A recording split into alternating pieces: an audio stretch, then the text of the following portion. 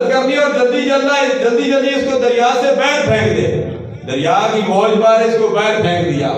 بار اللہ نے شیرنی کی ڈیوٹی لگا دی، فرمایا اس بچے کو تو نے دودھ پلانا ہے. اللہ نے سورج کی ڈیوٹی لگا دی، فرمایا اس پر تو نے دھوپ نہیں کرنی ہے.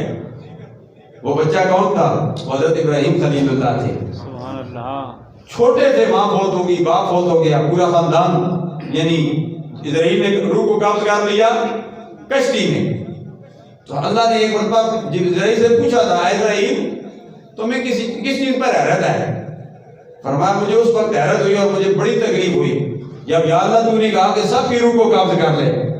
سب کی روح کو قبض کر دیا گیا، باپ کی روح، ماں کی روح، سب کی روح. اور چھوٹا سا بچہ، دودھ پینے والا بچہ، یا اللہ اس کی حفاظت کون کرے گا؟